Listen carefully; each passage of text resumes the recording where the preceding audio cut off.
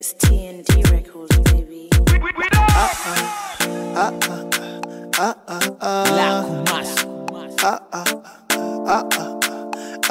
And if you saw they want bad guy, minimanes.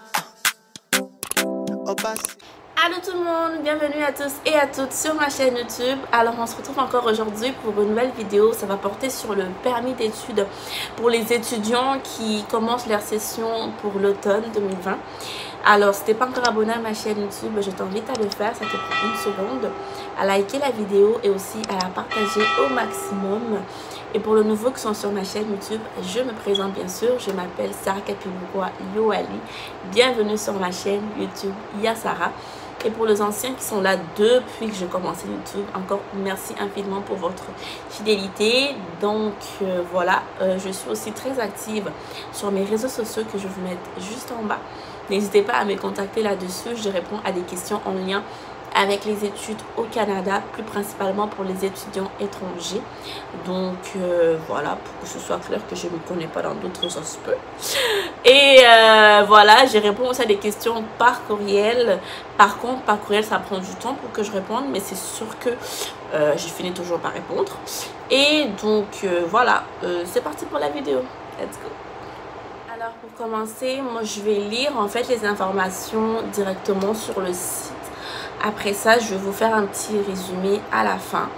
Donc, espérons qu'on se comprenne très bien parce que je pense qu'en lisant, j'arrive à mieux comprendre directement que quand je me fais moi-même mon propre résumé. Et voilà, le lien aussi du site va être en barre d'infos si vous avez des préoccupations, si vous n'avez pas bien saisi en fait le message, comment si je l'ai mal véhiculé, vous pouvez toujours aller en barre d'infos pour lire directement l'information sur le site. C'est parti. Comme ça, vous êtes sûr de pouvoir comprendre et je ne transmets pas en fait l'information tout croche. Je sais pas si on se comprend. Donc l'information n'est pas tout croche, il est vraiment exact comme il est écrit sur le site. C'est parti. Donc ils disent, le Canada a publié ce matin de nouveaux renseignements sur la façon d'obtenir un permis d'études pour l'année scolaire automne 2020. L'épidémie de coronavirus a rendu difficile pour les étudiants étrangers d'obtenir les documents dont ils ont habituellement besoin pour les permis d'études canadiens. La frontière canadienne est également fermée à la plupart des étudiants internationaux, donc on est pas mal tous au courant de ça.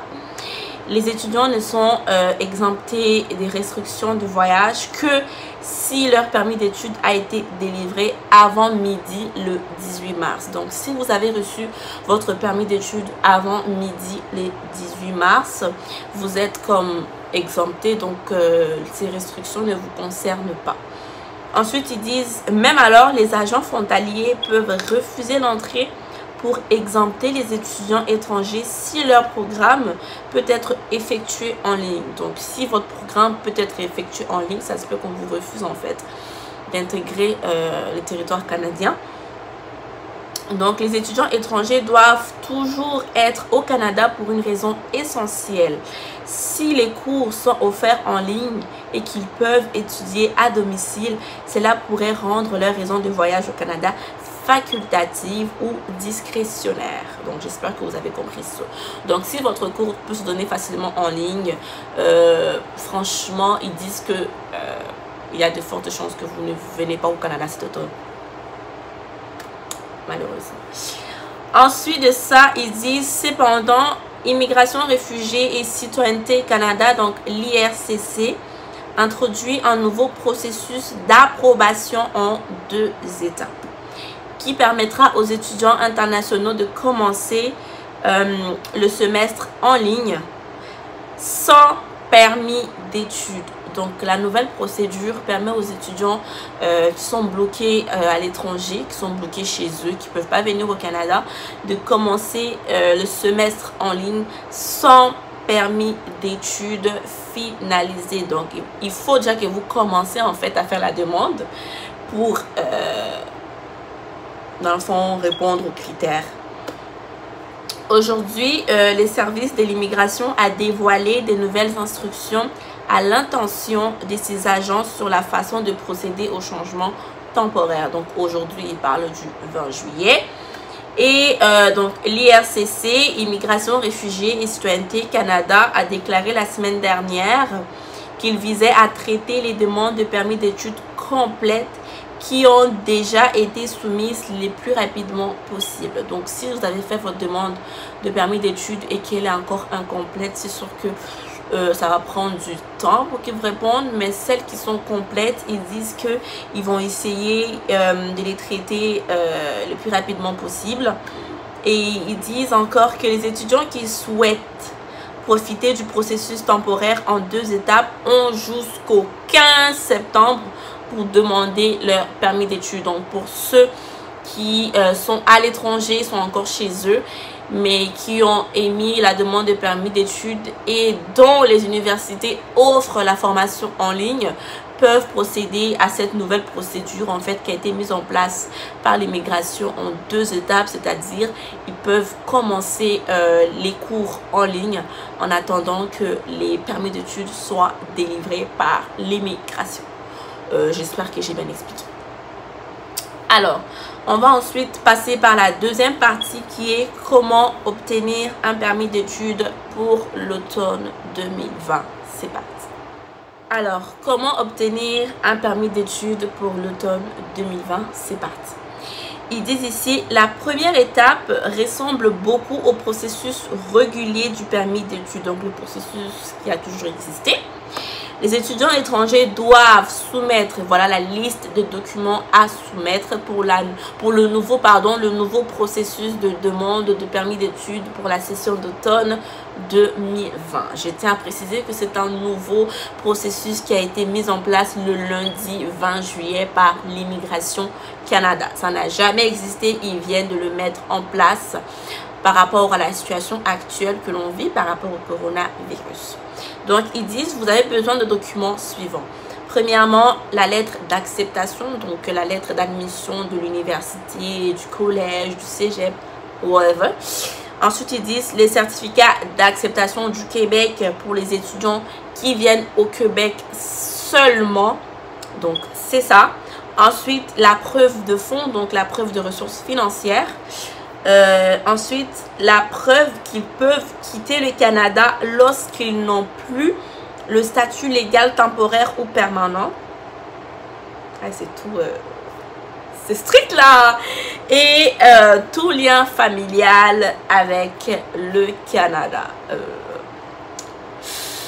Ouais, quand même. Je sais pas comment vous expliquer les 2 derniers documents, mais j'espère qu'au fur et à mesure qu'on va lire, ils vont nous expliquer ça. Alors, ils disent ici que les agents d'immigration évalueront ces demandes et délivreront une approbation préalable à leur discrétion. Les étudiants étrangers peuvent commencer à étudier à ces stades. Donc, si vous avez déjà émis tous les documents qu'ils vous demandent, vous avez fait votre demande en ligne, vous pouvez commencer directement la demande en ligne. Vous pouvez commencer vous pouvez commencer votre cours à distance en ligne avec votre établissement comme ils vous ont communiqué les informations. Ensuite, ils disent pour obtenir le permis d'études complet et éventuellement pouvoir voyager au Canada, les étudiants internationaux devront soumettre examen médical d'immigration, certificat de sécurité police et biométrie. Hey guys, c'est plus... je sais pas comment vous expliquer, mais moi j'ai la misère à comprendre. Examen médical, ouais, pour la santé. Je me rappelle, moi, à mon époque, on avait fait l'examen des poumons pour voir si je respirais bien. J'ai fait des radiographies, des trucs de même. Puis les certificats de sécurité police, je sais pas à quoi ça ressemble. Et la biométrie, les empreintes, si je me trompe pas. Voilà, donc on va passer aux exigences régulières pour Student Direct Stream. I don't know what it is, but let's go.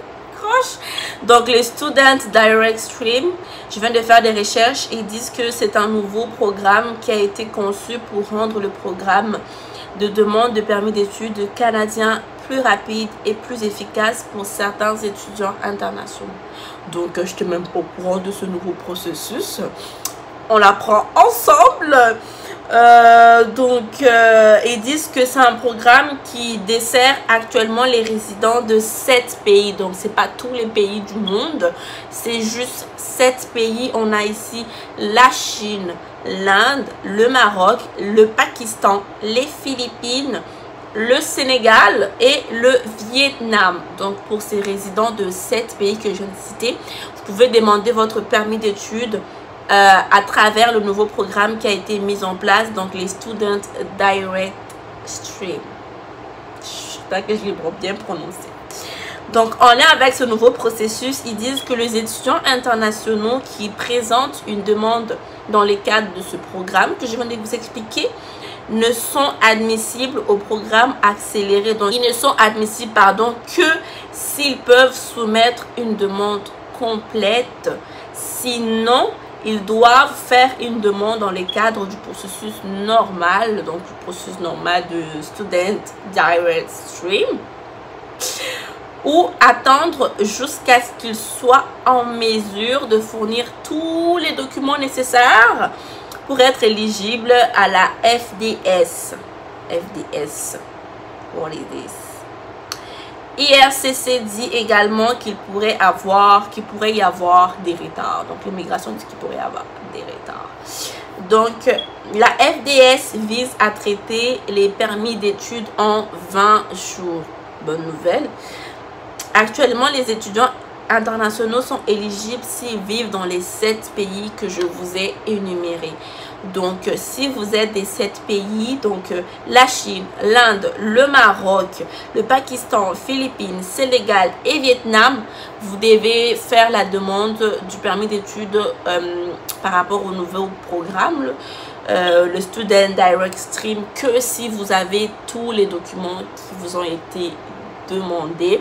Et il y a un délai de 20 jours pour ça. Donc voilà, c'est pas mal tout pour la vidéo. J'espère qu'elle vous aura plu. Si cela est le cas, mettez-moi des pouces en l'air. Abonnez-vous à ma chaîne YouTube. N'hésitez pas à me suivre sur mes réseaux sociaux, comme je l'ai dit toujours. Et voilà, encore merci beaucoup pour votre patience. D'ici là, portez-vous bien par la grâce de Dieu. Et on se dit à la prochaine. Bisous, bisous. Bye. Hey, banaye, hey, banaye, yeah, yeah.